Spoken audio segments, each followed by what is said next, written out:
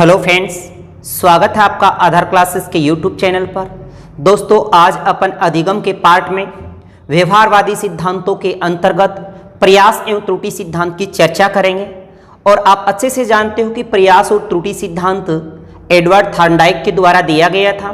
तो प्रयास एवं त्रुटि के सिद्धांत के आधार पर उन्होंने जैसे कौन कौन से शैक्षिक महत्व के आधार पर कुछ बातें बताई, या ये कह दें कि कौन से सीखने के सिद्धांत बताए। उन सीखने के सिद्धांतों से एग्जाम में काफी बार प्रश्न पूछा गया है। तो आज अपन डिटेल से वन बाय वन एक एक बातों की चर्चा करेंगे। हर बात जो एग्जाम से जुड़ी है उन बातों को लिखित में भी बताया जाएगा। जैसे कि स्टार्ट करते हैं अपन प्रयास एवं त्रुटि के सिद्धांत में। जैसा कि आपको चित्र में दिखाई दे रहा है, एक भूखी बिल्ली है और उसको पिंजरे में बंद किया जाता है और उसके सामने एक उद्दीपक के रूप में मछली का टुकड़ा रखा जाता है। ये बात तो बाद की है। सबसे पहले हम प्रयास एवं त्रुटि के सिद्धांत की बात करते हैं कि कैसे ये सिद्धांत अस्तित्व में आया।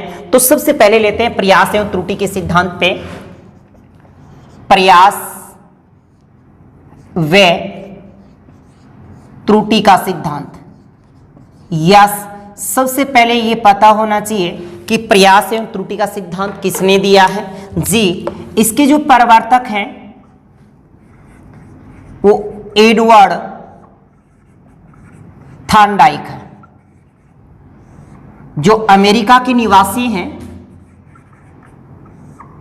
और ये सिद्धांत उनकी पुस्तक एजुकेशनल साइकोलॉजी यानी एजुकेशन साइकोलॉजी शिक्षा मनोविज्ञान नामक पुस्तक में प्रकाशित हुआ था। उसी पे अपन चर्चा करेंगे। देखो, एडवर्ड थॉर्नडाइक कहाँ के हैं? अमेरिका के। कई बार इसका पूरा नाम भी आ सकता है, तो आपको याद रखना है। तो थोड़ी सी हम थॉर्नडाइक से संबंधित कुछ विशेष बातें कर लेते हैं। थॉर्नडाइक ही प्रथम शैक्षिक मनोवैज्ञानिक है। प्रथम शैक्षिक मनोवैज्ञानिक। अगर हमें पूछा जाए कि प्रथम शैक्षिक मनोवैज्ञानिक कौन है, तो आपका जवाब क्या होगा? थॉर्नडाइक होगा। फिर दूसरी बात आती है, शिक्षा मनोविज्ञान के जनक कौन है? जी, शिक्षा मनोविज्ञान के जनक भी शिक्षा मनोविज्ञान के जनक, यस, शिक्षा मनोविज्ञान के जनक भी थॉर्नडाइक को ही माना जाता है। और साइकोलॉजी में इनको सबसे महत्वपूर्ण मनोवैज्ञानिक की दृष्टि से देखा जाता है, तो ये सबसे महत्वपूर्ण मनोवैज्ञानिक माने जाते हैं। सबसे महत्वपूर्ण मनोवैज्ञानिक। दूसरी बात, अगर हम इसके अलावा बात करें, पशुओं के व्यवहार पर परीक्षण करने वाला प्रथम मनोवैज्ञानिक है। पशुओं के व्यवहार पर प्रयोग करने वाला प्रथम मनोवैज्ञानिक। तो पशुओं के व्यवहार पर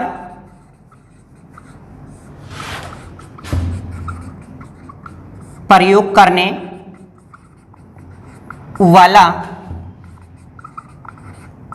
प्रथम मनोवैज्ञानिक। प्रथम मनोवैज्ञानिक पूछे तो आपका जवाब होगा एडवर्ड थॉर्नडाइक। इस एडवर्ड थॉर्नडाइक की दो पुस्तकें हैं। एक तो उनका एक शोध पत्र था एनिमल्स इंटेलिजेंस से, जो 1898 में उन्होंने एक शोध पत्र लिखा था। और वही शोध पत्र उनकी शिक्षा मनोविज्ञान नामक पुस्तक में 1913 में प्रकाशित हुआ था। तो इनकी जो पुस्तक है, एक तो इन्होंने 1898 ईस्वी को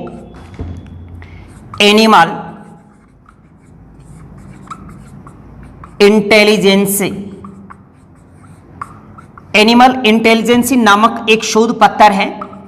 नामक शोध पत्र, कुछ एक कहते हैं बुक है, बुक नहीं है जी, एक शोध पत्र है। एनिमल्स इंटेलिजेंसी एक इनका एक शोध पत्र है। यही शोध पत्र उनकी 1913 को उनकी एक पुस्तक प्रकाशित हुई थी जिसका नाम था शिक्षा मनोविज्ञान। उसके अंदर ये शोध पत्र प्रकाशित हुआ था। कौन सा? शिक्षा मनोविज्ञान। शिक्षा मनोविज्ञान नामक उनकी एक पुस्तक है, शिक्षा मनोविज्ञान एक बुक है। और इस बुक का प्रकाशन 1913 में हुआ था। इसी के अंदर एनिमल्स इंटेलिजेंसी नामक ये शोध पत्र भी प्रकाशित हुआ।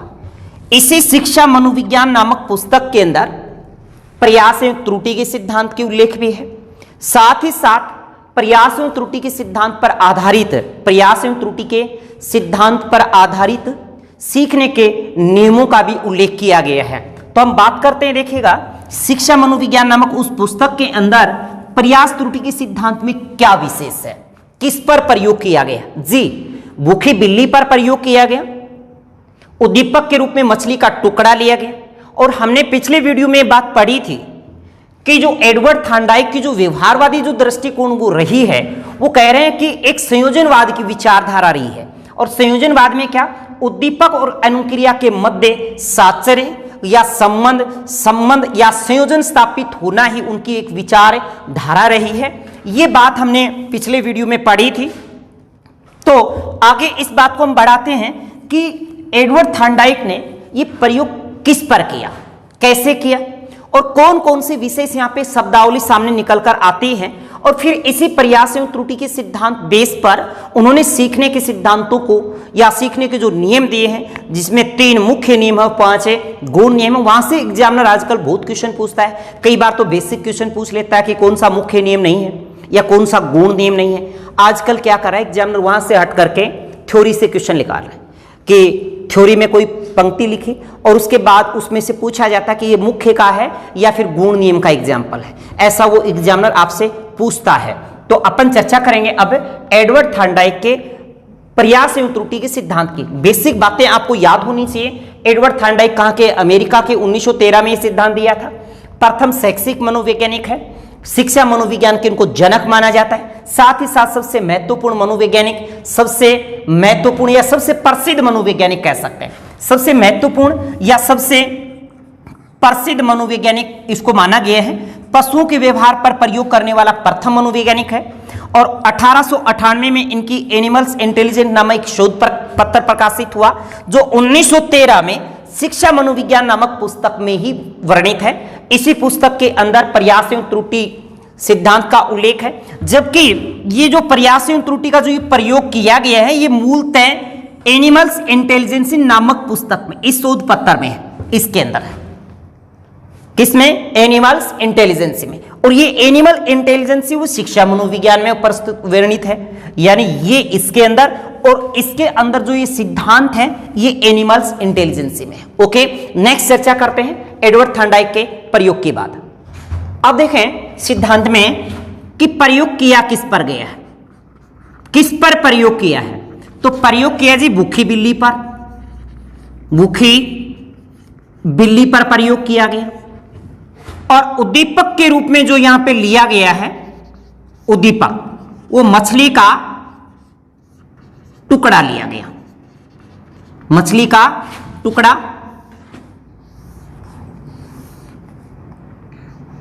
जैसे ये एक मछली है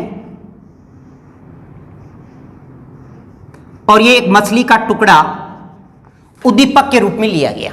किसके रूप में? उद्दीपक के रूप में। जैसे भूखी बिल्ली होगी और उसके सामने मछली का टुकड़ा होगा, तो निश्चित बात है कि ये बिल्ली इस मछली को, टुकड़े को पाने का पूरा प्रयास करेगी, पूरा प्रयास करेगी। मतलब कहने का मतलब इसका लक्ष्य क्या होगा?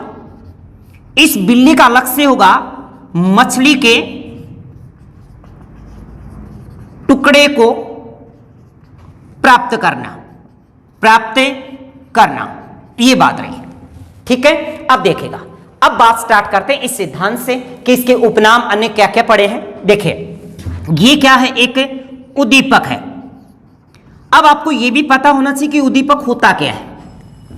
याद रखिए, उद्दीपक वह प्रेरक होता है जो किसी प्राणी विशेष को क्रिया करने के लिए क्या कर दे, मजबूर कर दे, प्रेरित कर दे, वो क्या है, उद्दीपक है। अपने आप में ये अभिप्रेरक का काम भी करता है।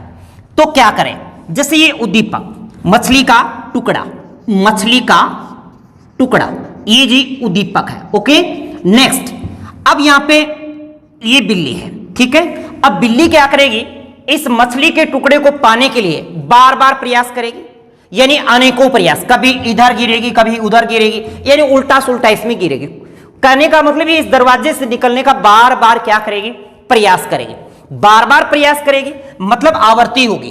तो यहां पे उसकी अनुक्रिया, अनुक्रिया क्या होगी, बार बार वो क्या करेगी, प्रयास करेगी, बार बार प्रयास करेगी। तो देखिए इस सिद्धांत का एक उपनाम निकल कर आया, वो है उद्दीपक प्रतिक्रिया या अनुक्रिया का सिद्धांत। ओके, उद्दीपक प्रतिक्रिया का। अब बिल्ली बार बार इस पिंजरे से निकलने का क्या करेगी, प्रयास करेगी, आवर्ती करेगी, दोहराएगी उस चीज को, तो कह सकते हैं आवर्ती का सिद्धांत। आवर्ती का सिद्धांत कह सकते हैं। अब देखिएगा, कहने का मतलब बिल्ली इसके अंदर बार बार निकलने के लिए बहुत अनेक प्रतिक्रियाएं करेगी, तो बहु प्रतिक्रिया का नियम भी कह सकते हैं, बहु प्रतिक्रिया का नियम भी कह सकते हैं, बहु प्रतिक्रिया का। देखिए, जब अनेक अनेक क्रिया करेगी तो ये यहां पे लीवर लगा है, ये क्या है, लीवर, क्या है, लीवर। अब लीवर पर बिल्ली का अचानक से पैर रखा जाएगा या रखा जाए या गिर जाए तो अचानक से दरवाजा खुल जाएगा, अचानक से दरवाजा खुल जाएगा और बिल्ली बाहर निकलकर इस मछली के टुकड़े को प्राप्त कर लेगी। दोस्तों यहां पे ये अधिगम नहीं हुआ है, यानी जो ये खुला दरवाजा अचानक से ये जो खुला है ये एकमात्र संयोग है, क्या है, संयोग मात्र है। कहने का मतलब है एक संयोग है या एक सफलता है, संयोग या सफलता, मतलब दरवाजा खुलना, दरवाजा खुलना एकमात्र क्या है, संयोग है। ठीक है। अब क्या है, जैसे पहले बिल्ली क्या थी, दुखी थी, इसके अंदर पहले बिल्ली क्या थी, दुखी थी। अब जब वो यतन प्रयत्न जैसे भी उसने किया और उससे बाहर निकल गई, बाहर निकलने के बाद उसे सुख तो महसूस हुआ ही होगा, तो हम कह सकते हैं ना सुख दुख का सिद्धांत, इसको नाम दे सकते हैं सुख दुख का सिद्धांत, कह सकते हैं जी, सुख दुख का सिद्धांत। परिश्रम किया परंतु फिर धैर्य रखा कि इससे निकला जाएगा, कोशिश किया, तो इसे परिश्रम धैर्य का नाम भी दिया जा सकता है, परिश्रम धैर्य का सिद्धांत। ओके, ये नाम देखिए कैसे क्या पड़े हैं, ये बात समझा रहा हूं आपको। ओके, देखिएगा नेक्स्ट बात क्या है, अगली बात मैंने एक बात कही थी कि बिल्ली अनेकों इसमें प्रतिक्रिया करेगी, तो बहु प्रतिक्रिया का नाम भी देंगे अपन, बहु प्रतिक्रिया का सिद्धांत जी। और एक देखो उद्दीपक होता है स्टिमुलस, प्रतिक्रिया होता है रिस्पॉन्स, तो इसे क्या कहेंगे, एसआर थ्योरी भी कह सकते हैं, एसआर थ्योरी। ठीक है, नेक्स्ट बात सुनिएगा, बिल्ली ने इसमें बहुत से गलतियां की, बहुत से प्रयास किए, बहुत सा प्रयत्न किया, प्रयत्न या प्रयत्न भूल का सिद्धांत भी कह सकते हैं, प्रयत्न भूल का सिद्धांत। क्यों, क्योंकि उसने निकलने का बहुत सा प्रयत्न किया, अचानक भूल से कहां पैर रखा गया, लीवर से, तो प्रयत्न भूल का सिद्धांत भी अपने इसको नाम दे सकते हैं। आवर्ती का सिद्धांत भी नाम दे सकते हैं, पहले लिख दिया है आवर्ती का सिद्धांत। अब देखिएगा, अब उद्दीपक यानी जैसे ही दरवाजा खुला, आवर्ती की अनेकों क्रियाएं की, उल्टा सुल्टा बिल्ली गिरी होगी, बहु प्रतिक्रियाएं की, बहु प्रतिक्रिया का सिद्धांत हो गया। अब क्या है, अब इस उद्दीपक और अनुक्रिया के मध्य, उद्दीपक और अनुक्रिया के मध्य एक संबंध स्थापित हो जाएगा। कैसे, यह प्रयोग एक दिन नहीं हुआ, प्रयोग को एक दिन में से स्टार्ट में नहीं कि बिल्ली पहले ही दिन दरवाजा खोलना सीख गई, 10 दिन तक यह प्रयोग किया जाए, यानी बार बार बिल्ली को इसके अंदर रखा जाए। तो बिल्ली दूसरी बार जब इस पिंजरे में डाला जाता है बिल्ली को, तो बिल्ली वही भूखी रखा जाता है, फिर वही मछली का टुकड़ा सामने रखा जाए, तो बिल्ली वही उसी प्रकार से प्रयत्न करेगी, निकलने की बार बार कोशिश करेगी, फिर अब की बार वो उछल कूद इधर नहीं मचाएगी, तो वो इस दरवाजे के नजदीक ही उछल कूदे मचाएगी। तो कहने का मतलब वही दोबारा उसका लीवर पर पैर रखा जाएगा और दरवाजा फिर खुल जाएगा। मतलब क्या हो गया, उद्दीपक और अनुक्रिया में क्या संबंध हो गया, साचर्य। साचर्य का मतलब एक संबंध, क्या संबंध, और उसने चयन कर लिया किसका, लीवर का, तो चयन और संबंध का सिद्धांत भी कह सकते हैं। ठीक है, साथ ही साथ उद्दीपक का संबंध किससे, अनुक्रिया से, तो इसे संयोजनवाद का नाम भी दे सकते हैं, संयोजनवाद का। तो ये और क्या क्या नाम पड़े हैं, जैसे एक तो कहा साचर्य संबंध सिद्धांत, चयन संबंध सिद्धांत, चयन संबंध सिद्धांत, संयोजनवाद का सिद्धांत, संयोजनवाद का सिद्धांत। ओके, संयोजनवाद का सिद्धांत। इसके बाद एक नाम और देंगे अपन, संबंधवाद का सिद्धांत, संबंधवाद का सिद्धांत। संबंध किस किस के बीच संबंध, यानी उद्दीपक और अनुक्रिया के बीच संबंध, साचर्य, चैन, चैन किसके साथ? लीवर के साथ। ओके, ये तो थे इसके उपनाम। दोस्तों उपनामों को जरूर याद रखना, ऐसा नहीं कि प्रयास त्रुटि से ही काम चलेगा। हो सकता है संयोजनवाद आ जाए, हो सकता है चयन संबंध, संयोजनवाद, संबंधवाद, साचर्य, पर्यतन, भूल या बहु प्रतिक्रिया, हो सकता है आजकल ऐसा भी नाम लिख सकता है, गलती कोशिश का सिद्धांत नाम भी दे सकता है। क्या? गलती कोशिश का सिद्धांत। अब देखिएगा इसके बाद जैसे धीरे धीरे इस बिल्ली को इसके अंदर रखा जाता है, वही भूखा रखा गया, फिर पिंजरे में डाला, फिर भूखा रखा, फिर पिंजरे में डाला। एक दिन ऐसा आता है कि बिल्ली ने कोई उछल कूद नहीं मचाई और सीधा अंदर गई, लीवर पे पैर रखा, बाहर आई और दरवाजा खोलना सीख गई। यानी कहने का मतलब जब अंतिम बार बिल्ली बिना प्रयास के, बिना आवर्ती के जब पिंजरे का दरवाजा खोलना सीख जाती है, तब वहां पे क्या हुआ? अधिगम हुआ। कहने का मतलब अभ्यासवर्ती पर बल दिया गया है। किस पर है? अभ्यासवर्ती पर। देखिएगा अब लक्ष्य हो गया, उद्दीपक हो गया, संयोग सफलता हो गई। अब एक बात और आती है, इसमें चालक क्या है? चालक, देखो भूखी बिल्ली के लिए चालक जो है वो अपने आप में क्या है? भूख है। चालक या अभिप्रेरक क्या है? चालक या अभिप्रेरक, चालक या अभिप्रेरक क्या है? भूख है। ये भूख है, उसे बार बार क्या करेगी? प्रयास, बार बार उसे उकसाएगी कि तू बाहर निकल, तू बाहर या निकल के मछली का टुकड़ा प्राप्त कर ले। ऐसा मतलब ये किसके कारण हो रहा है? तो भूख के कारण। भूख ही यहां पे क्या है? चालक है, अभिप्रेरक है। ये बात आपको ध्यान रखनी है। इसके बाद दोस्तों क्या हुआ?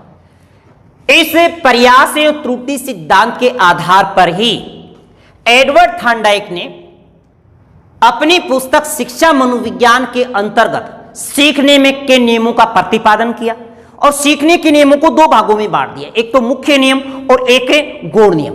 अब हम बात करते हैं कि मुख्य नियम कौन कौन से हैं और गौण नियम कौन कौन से हैं। याद रखिए सीखने के जो नियम हैं वो प्रयास त्रुटि सिद्धांत पर ही आधारित हैं और इनका उल्लेख शिक्षा मनोविज्ञान नामक पुस्तक 1913 में जो प्रकाशित हुई थी उसके अंदर है। ओके, नेक्स्ट चर्चा करते हैं अपन थॉर्नडाइक के प्रयास त्रुटि सिद्धांत के आधार पर जो सीखने के नियम दिए हैं, 3 मुख्य और 5 गुण, उनकी चर्चा करते हैं।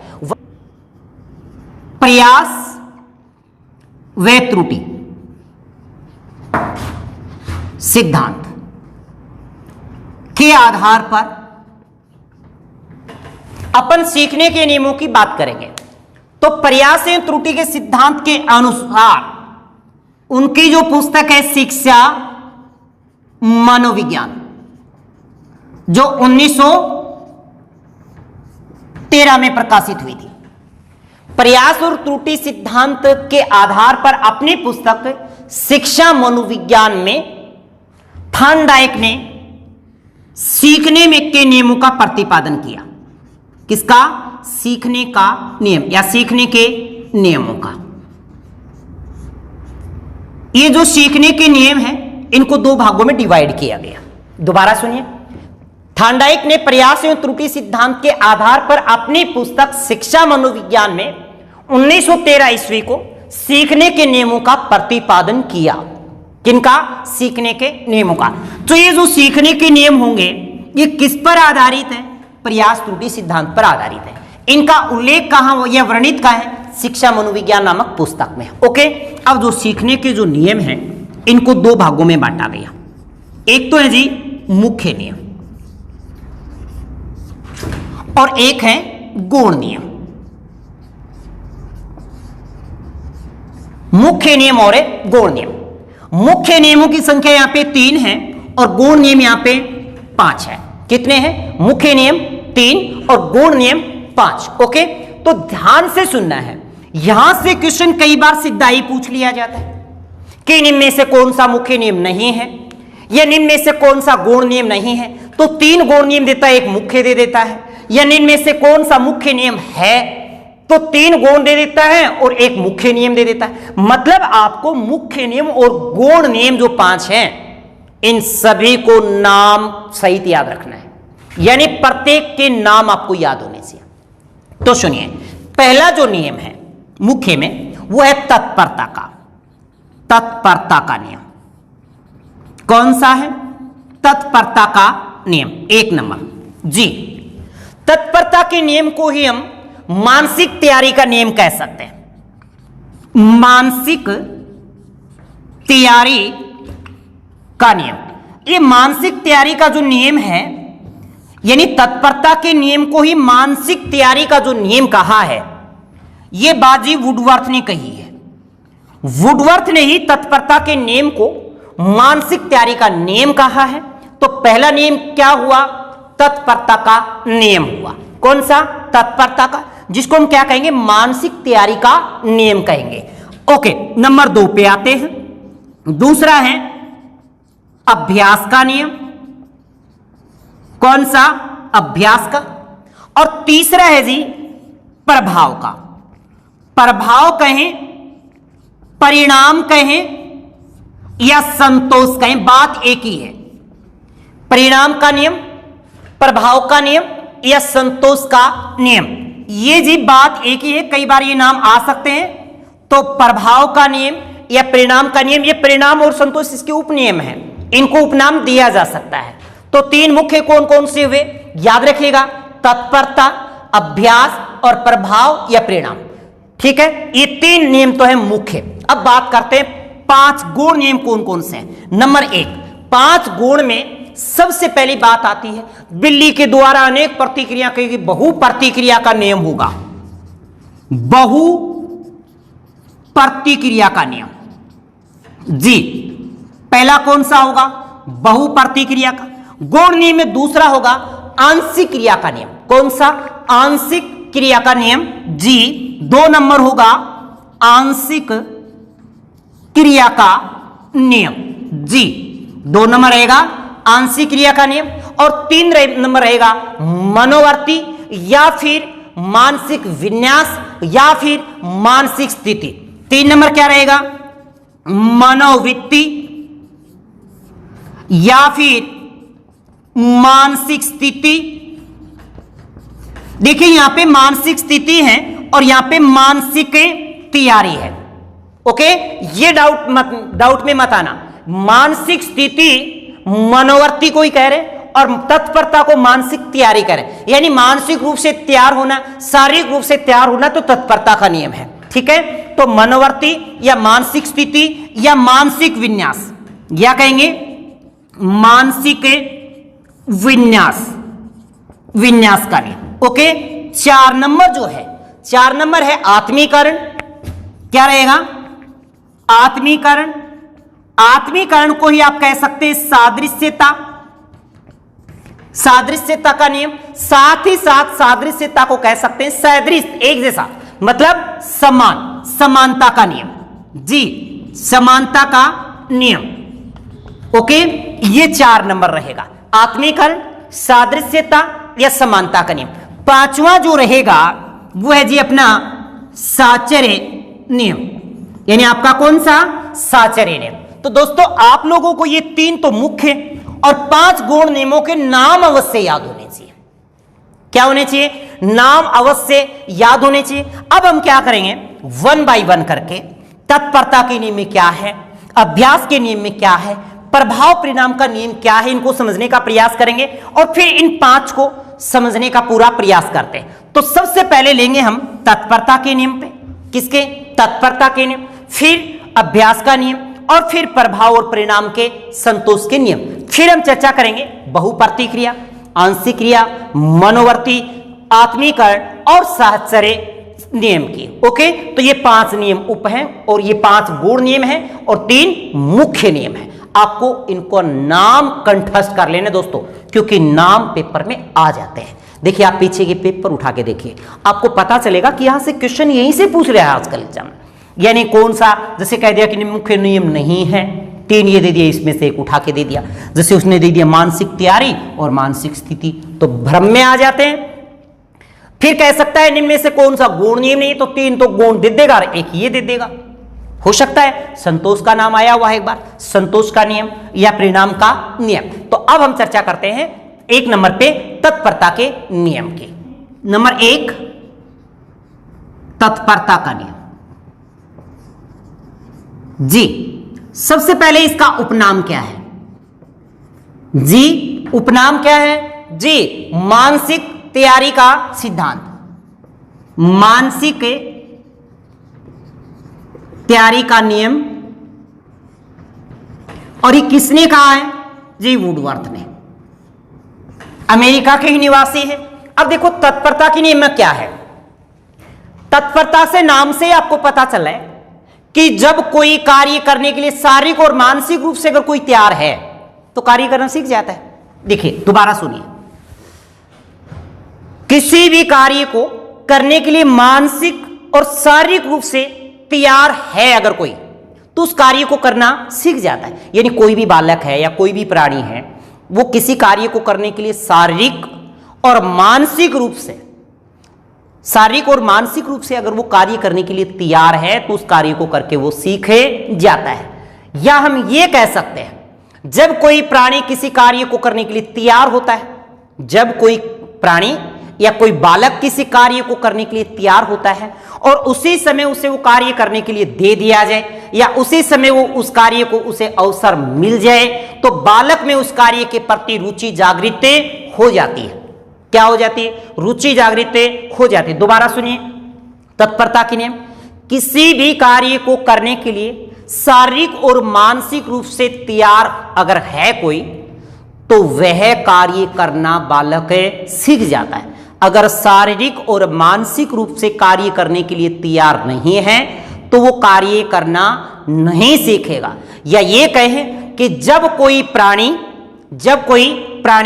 किसी कार्य को करने के लिए तैयार होता है, किसी कार्य को करने के लिए तैयार होता है और उस कार्य का करने का उसी समय उसे अवसर प्रदान हो जाए, तो उस कार्य विशेष में उस बालक को रुचि जागृत होती है, और कार्य करना सीख जाता है। तो देखिए इसके जो उपनियम है, यानी दो बातें, तो शारीरिक और मानसिक रूप से तैयार होना चाहिए। यानी कहने का मतलब किसी भी कार्य को करने के लिए पहले शारीरिक रूप से और मानसिक रूप से तैयार होना जरूरी है। साथ ही साथ अगर उसे कार्य करने का मौका मिल जाए, भाई तैयार है और उसे कार्य करने का मौका मिल जाए, तो उस कार्य को करने में उसको रुचि होगी, इंटरेस्ट होगा और उस कार्य को करके बालक सीख जाता है। यही कहता है तत्परता का नियम। ओके, देखिएगा अब इसके जो उपनियम है, उपनियम तत्परता के नियम। अभी एक बात हुई थी कि बालक में रुचि जागृत होती है, तो इस नियम के कारण जो एक उपनियम रहेगा वो रुचि का नियम रहेगा। क्या रहेगा? रुचि का नियम। अगर बालक को किसी कार्य करने के लिए तैयार है और उस समय उसे कोई अवसर मिल जाए, तो बालक उस कार्य करने में रुचि, इंटरेस्ट जागृत होता है। इस अर्थात हम कह सकते हैं कि अगर वो मानसिक रूप से, शारीरिक रूप से तैयार है तो उस कार्य को करने में उसे इंटरेस्ट आएगा, रुचि होगी। तो इसका उपनियम क्या होगा? रुचि का नियम होगा। देखिएगा अब यहां से पेपर में क्या पूछता है, पेपर में क्या पूछता है, साफ एग्जाम्पल देता है। जैसे आपने कई बार तो ये तो पढ़ा ही होगा, जैसे काफी बार एग्जाम में भी एक बार आया है कि घोड़े को तालाब के पास तो ले जाया जा सकता है पर पानी पीने के लिए उसे बाध्य नहीं किया जा सकता। यानी ले जाया जा सकता है, तत्पर किया जा सकता है, पर आप उसमें इंटरेस्ट नहीं जगा सकते जब तक वो स्वयं क्या नहीं है, तैयार नहीं है। यानी एक एग्जाम्पल तो है कि घोड़े को तालाब के पास ले जाया जा सकता है, परंतु पानी पीने के लिए बाध्य नहीं किया जा सकता, बाध्य नहीं किया जा सकता। यह बात भी है। ओके, देखो कई बार हमने एक बात घर पे भी देखी होगी, जैसे बच्चों को कहा जाता कि किताब उठा लो, पढ़ लो चुपचाप, तो बच्चे क्या है कि बाध्य हैं, वहां पर किताब ले तो लेते हैं परंतु उस समय वो सीखते नहीं है। यहां पे भी अगर वो मानसिक और शारीरिक रूप से तैयार होते तो सीख जाते हैं। कई बार हमारे घर पे भी बच्चों के साथ होता है कि भाई क्या कर रहा है, फ्री क्यों है, किताब ले ले, पढ़ ले, तो उस समय बच्चा पढ़ थोड़ी पा रहा है, यानी वो शारीरिक और मानसिक रूप से तैयार है नहीं है। एक एग्जाम्पल और लें, जैसे बालक को जबरदस्ती विद्यालय भेज दिया जाए, भाई मम्मा और पापा ने दोनों ने जबरदस्ती उसको विद्यालय भेज दिया, तो बालक विद्यालय तो चला गया परंतु क्या विद्यालय में उसको कोई सिखा पाएगा? नहीं सिखा पाएगा, क्योंकि उसके दिमाग में क्या आएगा? मुझे साथियों के साथ जाना है, मुझे जाकर खेलना है, तो उसके दिमाग में वही चलेगा, यानी उसको कोई नहीं सिखा पाएगा। यानी बालक को विद्यालय तो भेजा जा सकता है, परंतु उसको सीखने के लिए बाध्य नहीं किया जा सकता। यह नहीं कहा जा सकता कि तू सीख, तेरी जरूरी है, तुझे सीखना पड़ेगा, ऐसा नहीं है, क्योंकि वो शारीरिक और मानसिक रूप से अगर तैयार नहीं है तो वो नहीं सीख पाएगा। जैसे बालक को विद्यालय भेजा जा सकता है, जी, यानी भेजा जा सकता है, बालक को विद्यालय भेजा जा सकता है, परंतु सीखने के लिए बाध्य नहीं किया जा सकता, बाध्य नहीं किया जा सकता। कहने का मतलब क्या है? तब भी सीखेगा जब वो क्या है? तत्पर है। किस रूप से?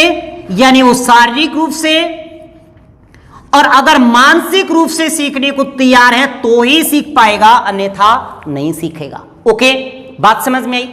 ओके, अब देखिएगा, अगर हम उपनियम रुचि की बात करें तो जो तत्परता का नियम है ये क्यों उपयोगी है? अगर हम इनके उपयोगी की बात करें, उपयोगी क्यों है, किस लिए सहायक है? तो एक तो बालकों में रुचि जागृत करने, जिज्ञासा जागृत करने और ध्यान केंद्रित करने के लिए उपयोगी है।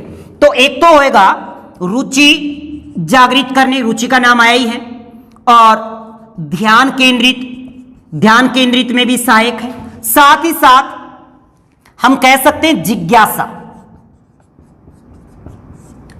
उत्पन्न, यानी इन तीनों में, रुचि जागृत करने में, ध्यान केंद्रित करने में और बालकों में जिज्ञासा उत्पन्न करने के लिए उपयोगी सिद्धांत, उपयोगी नियम कौन सा है? तत्परता का नियम। ओके, जैसे घोड़े को तालाब के पास ले जाया जा सकता है, परंतु पानी पीने के लिए बाध्य नहीं किया जा सकता। जैसे वो खुद तैयार होता है तो पी लेगा, नहीं तो अन्यथा नहीं पिएगा, जोर जबरदस्ती थोड़ी पिला देगा कोई। बालक को विद्यालय भेजा जा सकता है, परंतु उसे सिखाने के लिए बाध्य नहीं किया जा सकता। बहुत से ऐसे एग्जाम्पल है जिसे आप उसे करवा तो सकते हो, परंतु मजबूर नहीं कर सकते, बाध्य नहीं कर सकते, यानी बहुत से एग्जाम्पल ऐसे होते हैं। इसके बाद तत्परता के नियम के बाद होता है दोस्तों 2 नंबर अभ्यास का नियम। कौन सा? अभ्यास का नियम। देखिए, आप अच्छे से जानते हो, किसी भी कार्य को जितनी अधिक बार दोहराया जाता है, किसी भी कार्य को जितनी अधिक बार दोहराया जाए तो बालक में अभ्यास वृत्ति उत्पन्न हो जाती है। किसी भी कार्य को जितनी अधिक बार दोहराया जाए तो बालक में अभ्यास वृत्ति जागृत हो जाती है या अभ्यास वृत्ति आ जाती है, जिसके कारण परिणाम क्या रहेंगे? सकारात्मक रहेंगे, यानी रिजल्ट उसका सकारात्मक रहेगा। यानी कहने का मतलब अभ्यास का नियम क्या कह रहा है कि किसी भी चीज को करो तो बार बार करो, बार बार दोहराओ, जिससे उसमें अभ्यास वृत्ति आ जाए, और अभ्यास वृत्ति के कारण जो परिणाम अगर सकारात्मक आते हैं तो बालक सीख जाता है। अगर उसके परिणाम सकारात्मक नहीं आए तो बालक नहीं सीखता। तो कहने का मतलब अभ्यास किस बात की कह रहा है कि किसी भी कार्य को जितनी अधिक बार दोहराया जाए तो बालक में अभ्यास वृत्ति जागृत हो जाती है, अभ्यास वृत्ति आ जाती है, जिससे परिणाम सकारात्मक होते हैं, परिणाम सकारात्मक होते हैं। अगर परिणाम सकारात्मक है तो सीख जाता है, अगर परिणाम सकारात्मक नहीं है, नकारात्मक परिणाम है अभ्यास के बाद भी, तो बालक नहीं सीखता। ओके, अब इसके बाद इसके उपनियम भी हैं। उपनियम, जी, अभ्यास के नियम के 2 उपनियम हैं। एक तो है उपयोगिता का। कौन सा? उपयोगिता का। उपयोगिता यानी जिस चीज को हम बार बार अगर अभ्यास करेंगे और अभ्यास वृत्ति हमें जागृत हो जाती है, जिससे परिणाम सकारात्मक आए, तो क्या है? हमारे लिए उपयोगी है। कहने का मतलब किस पर आधारित है? पुनरावृत्ति पर आधारित है, पुनरावृत्ति पर आधारित। जी, ये किस पर आधारित होगा? पुनरावृत्ति पर आधारित होगा। कौन सा उपनियम? उपयोगिता का। अगर वो अभ्यास सकारात्मक परिणाम नहीं देता, नकारात्मक परिणाम आ रहे, तो हमारे लिए क्या? अनुपयोगी है। तो उपयोगिता का या फिर अनुपयोगिता का भी बोल सकते हैं, उपयोगिता या अनुपयोगिता का नियम। यानी इसमें जो उपयोगी होगी, जो सकारात्मक रिजल्ट आएंगे वो सीख जाएगा, बार बार उसको फिर करेगा, और नकारात्मक जो आ जाता है, नकारात्मक परिणाम आते हैं, उसको दोबारा नहीं करता। एक होता है विस्मृति और विस्मृति होता है अनुप्रयोग पर आधारित। अनुप्रयोग, अनुप्रयोग इसका उपनियम। जैसे हमने अभ्यासवर्ती के बाद उस चीज को सीख लिया है, हमारे मस्तिष्क में वो चीज संग्रहित हो चुकी है, तो क्या है उस चीज को जैसे ही वो चीजें हमारे सामने आएंगी तो हम जैसे ही समान परिस्थिति देखें उसका प्रयोग कर देंगे। तो कहने का मतलब ये किस पर आधारित होगी? विस्मृति पर आधारित होगी। किस पर है? विस्मृति पर आधारित, जो उपयोगिता के बाद ही उत्पन्न होती है। किसके बाद? उपयोगिता के बाद। अब देखो अभ्यास के नियम पर कुछ एग्जाम्पल है। जैसे एग्जाम्पल आपने कहावत सुनी है ना, करत करत अभ्यास से जड़मती हो तो सुजान, रसरी आवत जात से सिल पर परत निशान। ये कहावत आपने सुनी है, एक दोहा भी है, करत करत अभ्यास से, यानी बार बार अभ्यास करने से जड़मती हो सुजान, यानी एक कमजोर बालक भी ज्ञानवान, सुजान का मतलब ज्ञानी, ज्ञानवान हो सकता है। उसी प्रकार जैसे रसरी आवत जात से, यानी रस्सी के आने जाने से सिल पर परत निशान, यानी पत्थर पर भी निशान पड़ जाते हैं। ये एग्जाम्पल यानी आपको याद रखना है कि किस पर आधारित है? अभ्यास के नियम पर, कि करत करते अभ्यास से जड़मती होत सुजान, जड़मती होत सुजान, रसरी आवत जात हैं सिल पर परत निशान, सिल पर परत निशान, यानी सिल पर क्या पड़ जाए? निशान पड़ जाए। करत करत अभ्यास मतलब बार बार अभ्यास करने से जड़मती जो कमजोर बालक है वो भी सुजान मतलब ज्ञानवान हो जाता है। उसी प्रकार से जैसे रस्सी आते जाते सिल पर क्या कर देती है? निशान बना देती है। ओके, नेक्स्ट जैसे एग्जाम्पल नंबर 2 की बात करें, एग्जाम्पल नंबर 2 की देखिएगा, कई बार बालक परीक्षा के समय बीमार हो जाते हैं और परीक्षा के समय बीमार होने के कारण वो अभ्यास नहीं कर पाते, तो हो सकता है उनमें परीक्षा में उनको असफलता का मुंह देखना पड़े। तो ये भी क्या है? अभ्यास का नियम ही तो है कि एक बालक बीमार हो जाता है और बीमार होने की वजह से वो अभ्यास न करने के कारण परीक्षा में असफल हो जाता है, तो कौन सा? अभ्यास का नियम है।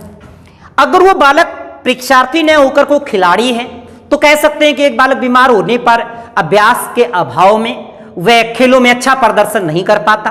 कई बार अभ्यास का नाम भी नहीं आता। कई बार ऐसा भी आ सकता है कि एक बालक बीमार होने के कारण खेलों में अच्छा प्रदर्शन नहीं कर पाता। तो ये कौन से नियम का एग्जाम्पल है? तो याद रखिएगा अभ्यास का नियम। बीमार हो गया, अभ्यास नहीं करेगा तो खेल में अच्छी रुचि नहीं दिखलाएगा और बच्चा नहीं सीख पाएगा या अच्छा नहीं प्रदर्शन नहीं कर पाएगा। ओके, इसके बाद देखिएगा नंबर 3 जो है मुख्य नियम में 3 नंबर जो है प्रभाव का नियम। अब देखिए प्रभाव का या परिणाम का या संतोष का नियम, जी इसकी बात कर रहे हैं 3 नंबर। ओके, देखिएगा प्रभाव या परिणाम या संतोष के नियम पे जब कोई प्राणी किसी कार्य को करता है और उसके परिणाम सकारात्मक आ जाए। क्या बोला? जब कोई प्राणी, यानी कोई भी प्राणी हो सकता है, बालक हो सकता है, बड़ा हो सकता है, छोटा हो सकता है, जब कोई बालक किसी कार्य को करता है और उसके परिणाम सकारात्मक आ जाते हैं तो उसे संतुष्टि प्राप्त होती है। क्या प्राप्त होगी? संतुष्टि प्राप्त होगी। यानी सकारात्मक परिणाम जब उसके सामने आए तो संतुष्टि प्राप्त होती है, संतोष की अनुभूति होती है। देखिए दोबारा सुनिए, जब कोई बालक किसी कार्य को करता है तो उसके परिणाम सकारात्मक आ जाए तो उस कार्य विशेष में बालक को संतुष्टि प्राप्त होती है। परिणाम नाम आया तो परिणाम का, संतुष्टि मतलब संतोष, संतुष्टि प्राप्त होती है। यानी कहने का मतलब अगर परिणाम सकारात्मक है तो संतोष की अनुभूति होगी, अगर परिणाम सकारात्मक नहीं है तो उसमें असंतोष की स्थिति पैदा होती है। कौन सी? असंतोष की। तो इसके जो उपनियम बनेंगे दो, एक उपनियम जो बनेगा संतोष व असंतोष। क्या है? देखिए जब परिणाम सकारात्मक है संतुष्टि प्राप्त होगी, सुख महसूस होगा, संतोष महसूस होगा, और जब परिणाम नकारात्मक आए, रिजल्ट नकारात्मक आए तो क्या होगी? दुख का महसूस होगा, असंतोष, संतुष्टि प्राप्त नहीं होगी। इसके बाद देखिएगा अगर हम बात करें तो कई बार आपने देखा होगा, एग्जाम्पल विशेष पे बात करें कि एक बालक जब कक्ष में कोई गृह कार्य करता है और गृह कार्य करने के बाद अध्यापक के द्वारा उसे डांट फटकार दिया जाए उसने प्रयास किया, सकारात्मक रिजल्ट नहीं आया, असंतोष की महसूस प्राप्ति हुई। ओके, यानी जब कोई बालक गृह कार्य करता है और अध्यापक के द्वारा उसे डांट फटकार दिया जाए तो कौन सा नियम, प्रभाव, परिणाम, संतोष, ये तो है। ओके, या फिर ऐसे कहूं कि एक बालक टेस्ट में 10 नंबर ले आता है और अध्यापक द्वारा पुरस्कार स्वरूप उसे एक पेंसिल दी जाती है, पेंसिल दी जाती है, तो बालक उससे सीखने के लिए और ज्यादा प्रेरित होता है। कहने का मतलब मैं क्या समझाने की कोशिश कर रहा हूं आपको जी, ये याद रखिएगा, पुरस्कार, दंड और प्रशंसा पर आधारित है। अगर बालक के किसी कार्य विशेष के करने के बाद अगर उसको प्रशंसा कर दी जाए तो बालक उसमें संतोष, सुख ज्यादा महसूस करता है। ओके, अगर ऐसा हुआ तो बालक की जो मनोवृत्ति है, बालक के जो मनोभाव हैं, बालक की मनोवृत्ति और मनोभावों के विकास में भी क्या होगी, सहायक होगी। ओके, एग्जाम्पल के तौर पे हम कह सकते हैं, जैसे एक तो मैंने कहा था कि एक बालक टेस्ट में 10 अंक लाता है तो अध्यापक द्वारा उसे एक पेंसिल दी जाती है, तो मतलब परिणाम, रिजल्ट सकारात्मक है। पेंसिल यहां पे क्या पुरस्कार है, तो कौन सा प्रभाव। या फिर कई बार देखो अध्यापक के द्वारा कह दिया जाए कि भाई कल है ना आपको टेस्ट होगा, आपके टेस्ट में अगर किसी के 10 नंबर या 10 में से अगर 9 या 8 नंबर आते हैं तो उनको उचित पुरस्कार दिया जाएगा। बच्चे सीखने के लिए क्या हो जाएंगे, प्रेरित हो जाएंगे। क्या किसका प्रभाव है, पुरस्कार का। अगर उसे दंड का कह दिया जाए कि दंडित किया जाएगा तो क्या सीखने के लिए प्रेरित नहीं होंगे। अगर एक बालक के अच्छे नंबर लाता है, उसकी प्रशंसा कर दी जाए तो दूसरे बालक भी क्या करते हैं, सीखने के लिए प्रेरित होते हैं, प्रशंसा भी है। तो नेक्स्ट बात, अगर हम 2 नंबर एग्जाम्पल की बात करें कि एक बालक के गृह कार्य को अध्यापक ने देखकर बालक को डांट फटकार लगाई, तो भी क्या है, यह भी अपने आप में क्या है, दंड के रूप में। तो यहां पे कौन सा रहेगा, प्रभाव, परिणाम, संतोष का ही तो रहेगा। ओके, और कह सकते हैं जैसे एग्जाम्पल के तौर पे और ले ले कि एक बालक रोजाना अपने पापा के साथ रोजाना बगीचे में घूमने जाता है, तो भी किसका एग्जाम्पल, प्रभाव का। पापा का प्रभाव है उस पर कि तेरा कोई कुछ नहीं बिगाड़ेगा, तेरा आराम से कोई रेख देख करने वाला कौन है, पापा है, तो उसे डर नहीं है, कोई भय नहीं है। अगर इसके विपरीत एक दिन बच्चा गया और उसके पापा साथ हैं और कोई कुत्तो बिल्ली उनका पीछा पड़ गया या लाग गया तो बालक के दूसरे दिन नहीं जाएगा। क्यों, परिणाम नकारात्मक आया था। तो यहां पे जैसे एक बालक अपने पिता के साथ रोज बगीचे में घूमने जाता है, बस इतना ही आ गया। और ये एग्जाम्पल किसका है, प्रभाव का नियम। ओके, किसका, प्रभाव का। ओके, एक बात और भी कह सकते हैं कि सफलता से बढ़कर कोई पुरस्कार नहीं है। एक एग्जाम्पल ये भी ले सकते हैं कि सफलता से बढ़कर कोई पुरस्कार नहीं है।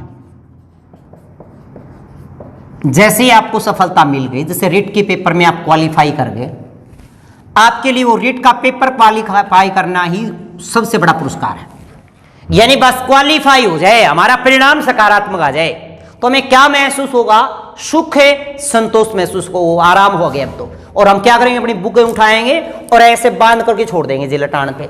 तो कहने का मतलब सफलता से बढ़कर कोई पुरस्कार नहीं है। ये बातें जो हमने की ये मुख्य नियम की थी। अब बात करते हैं अपन गौण नियम। अब देखिए गौण नियम,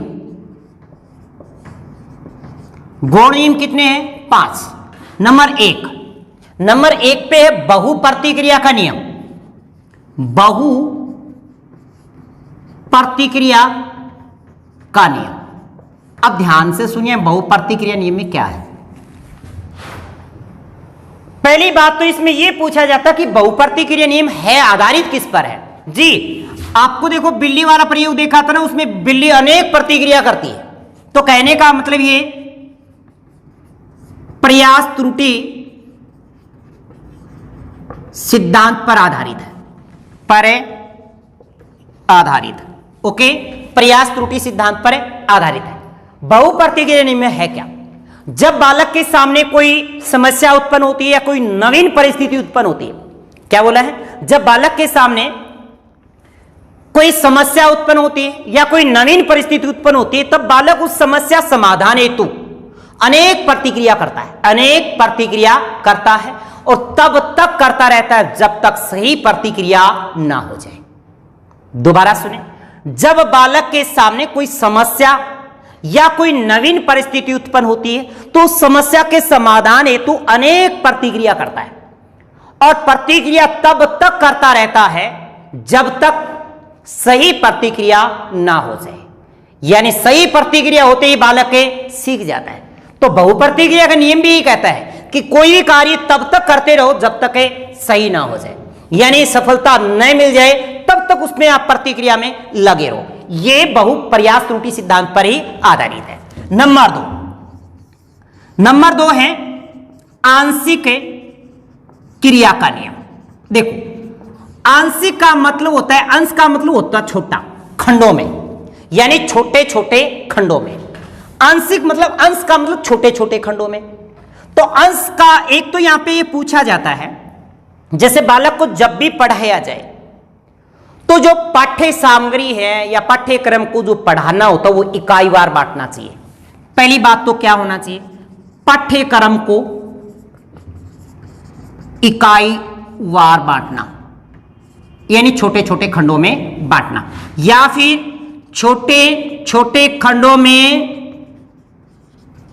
बांटकर पढ़ाना।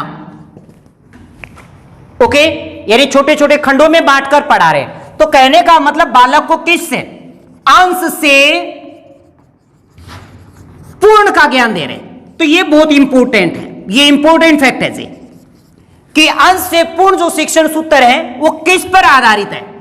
तो याद रखिए अंश क्रिया, जो आंशिक क्रिया का नियम है वो अंश से पूर्ण पर आधारित है, यानी छोटे छोटे खंडों पर विभक्त करके इकाईवार उनको पढ़ाना चाहिए जिससे बालक अधिकता में सीख सके। 3 नंबर देखिएगा, मनोवृत्ति या फिर कहें मानसिक स्थिति या कहें मानसिक विन्यास का नियम। ये अब मनोवृत्ति के बारे में आप अच्छे से जानते हैं कि अधिगम का जो प्रमुख कौशल होता है, अधिगम का प्रमुख है कौशल क्या होता है जी? मनोवृत्ति होती है। अधिगम का प्रमुख कौशल क्या है? मनोवृत्ति है। जैसे किसी विषय के प्रति, ज्ञान के प्रति, जैसी किसी परिस्थिति के प्रति जैसी हमारी मनोवृत्ति होती है, हम उसी मनोवृत्ति के अनुरूप सीखते हैं। यानी बालक अपनी मनोवृत्ति के अनुरूप ही सीखता है, अधिगम करता है।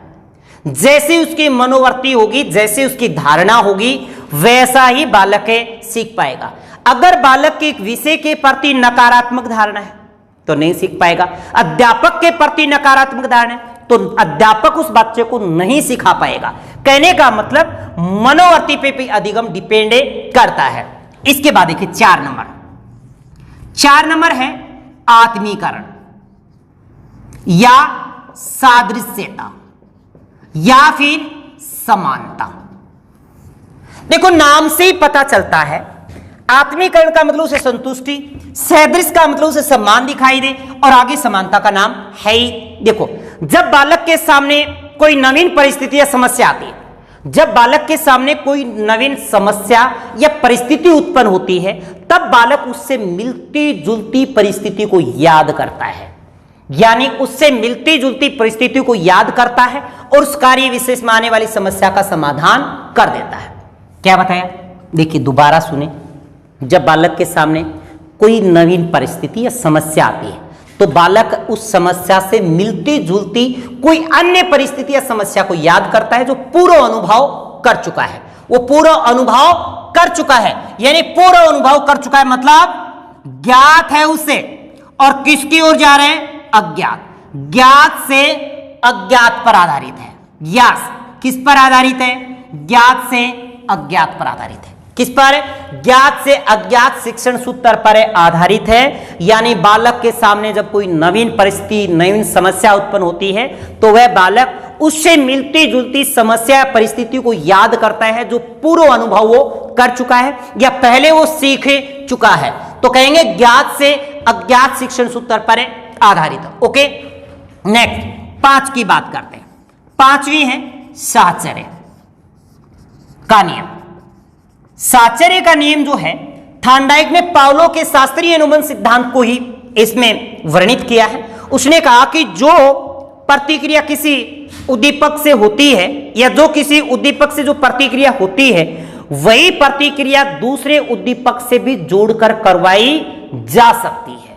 ओके, जोड़कर करवाई जा सकती है। अब लेते हैं दोस्तों इसके बाद गौण नियम के बाद इसकी शिक्षा में यानी शैक्षिक महत्व क्या है, यानी प्रयास एवं त्रुटि के सिद्धांत के शैक्षिक महत्व क्या है, इनकी चर्चा करते हैं। अब देखिए शैक्षिक महत्व क्या है। देखो सबसे पहली बात, अगर हम प्रयास त्रुटि सिद्धांत की बात करें तो बात बार बार अभ्यासवर्ती की बात आ रही है। अभ्यासवर्ती की बात आना मतलब है छोटे बालकों के लिए उपयोगी है। पहली बात तो छोटे बालकों के लिए उपयोगी। अगर बार बार आवर्ती करेंगे, बार बार बच्चों को सिखाना कोशिश करवाएंगे, भाई बार बार पुनरावृत्ति करो, बार बार प्रयास करो, फिर करो, तो ऐसा या तो पिछड़े बालकों के लिए या फिर मंद बुद्धि के बालकों के लिए, पिछड़े या मंद बुद्धि बालकों के लिए उपयोगी है, बालकों के लिए उपयोगी। ओके, और देखो बात क्या हो रही है, बार बार अभ्यास पर क्या दिया गया है? बल दिया गया, यानी अभ्यासवर्ती पर क्या दिया गया? बल। साथ ही साथ इसमें नाम आया पुरस्कार व दंड। पुरस्कार दंड पर भी क्या दिया गया है? बल दिया गया। ओके, पुरस्कार और दंड पर बल दिया गया है, यानी इसमें पुरस्कार और दंड पर प्रभाव का नियम क्या देता है? बल देता है। ओके, नेक्स्ट, साथ ही साथ कर्मिक रूप से सीखने पर बल, सीखने पर बल, यानी कर्मिक का मतलब लगातार, बार बार कर्मिक रूप से लिखना, यानी बार बार उसका अभ्यास करना, बार बार आगे से आगे बार बार उसका क्या करते रहो? अभ्यास करते रहो। जैसे लिखना, पढ़ना, चलना, दौड़ना आदि जो कौशल होते हैं, आदि कौशल के विकास के लिए कौन सा महत्व है, कौन सा महत्वपूर्ण सिद्धांत है? प्रयास त्रुटि का सिद्धांत है। नेक्स्ट देखो, बालक इसके अंदर जब भी अभ्यासवर्ती करेगा, जब भी कोई कार्य करेगा, नवीन समस्याएं आएंगी, फिर परिस्थितियों अनुरूप सीख जाएगा, तो कहने का मतलब उसमें धैर्य और असाध्य और परिश्रम के गुण आ जाते हैं। एक तो धैर्य व परिश्रम के गुण आ जाते हैं, मतलब मेहनती बन जाता है। साथ ही साथ आशावादिता के गुण भी आ जाते हैं। आशावादिता का विकास मतलब उम्मीद है कि हमारा भी कुछ ही होएगा। ओके, साथ ही साथ हम ये कह सकते हैं कि बालक में इसमें आत्मनिर्भर बनाने पर भी क्या देगा? बल। आत्मनिर्भर बनाने पर भी बल देगा। साथ ही साथ एक बात देखिए, ज्ञात से अज्ञात में हमने अभी पढ़ा था साहचर्य में, यानी पहले जो हम सीख चुके हैं उसको दोबारा काम में ले लो, यानी अनुभव का लाभ उठाने की योग्यता, अनुभव का लाभ उठाने की योग्यता का विकास शैक्षिक महत्व में होगा। ठीक है। नेक्स्ट, इसमें बालक जो भी अभ्यास करेगा स्वयं करेगा। स्व अधिगम द्वारा सीखने पर बल दिया जाएगा।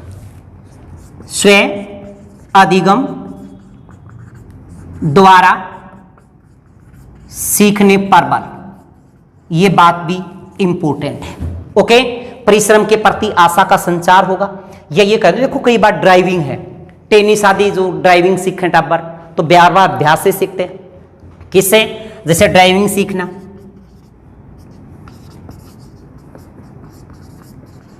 टाइपिंग सीखना, किस पर आधारित? प्रयास त्रुटि पर आधारित है। ठीक है। इसके बाद जो बालक ने अर्जित ज्ञान किया तो अर्जित ज्ञान को उपयोगी बनाने वाला सिद्धांत है, ये सबसे इंपॉर्टेंट बात है। पर एक बात और ध्यान रखिए, जो साइंस में आर्किमिडीज का सिद्धांत है वो इसी पर आधारित है, इसी पर आधारित। कौन सा? आर्किमिडीज का, जो साइंस में पढ़ते हैं। सबसे इंपॉर्टेंट बात जो है कि अर्जित ज्ञान जो हमने सीखा है अभ्यासवर्ती से, अर्जित ज्ञान को उपयोगी बनाने वाला सिद्धांत है। पूछ सकता है एग्जामिनर कि अर्जित ज्ञान को उपयोगी बनाने के लिए कौन सा महत्वपूर्ण सिद्धांत है, तो याद रखिएगा प्रयास एवं त्रुटि का सिद्धांत, प्रयास एवं त्रुटि का सिद्धांत। फिर इस सिद्धांत के कुछ दोष भी हैं। दोष का मतलब इसकी कमियां भी हैं। क्या क्या कमियां हैं? कमियां देखिएगा। देखिए, सबसे पहले अगर बालक बार बार प्रयास करेगा तो व्यर्थ प्रयत्न करने का ज्यादा चांस रहेगा। एक तो व्यर्थ प्रयत्न का चांस ज्यादा बनेगा, और एक ये भी कह सकते हैं कि जो सीखने के कारण जो स्पष्ट नहीं होते, सीखने के जो रीजन होते हैं वो कोई स्पष्ट नहीं है कि अभ्यास करते जो क्यों करें, इसका कोई स्पष्ट रीजन है नहीं है। और साथ ही साथ ये सिद्धांत रटने पर बल देता है, यानी यांत्रिक है, ये रटने पर ही बल देता है, यांत्रिक क्रियाओं पर आधारित है। मतलब लिखो, पढ़ो, रटो, बस रटने पर बल देता है, याद रखिएगा।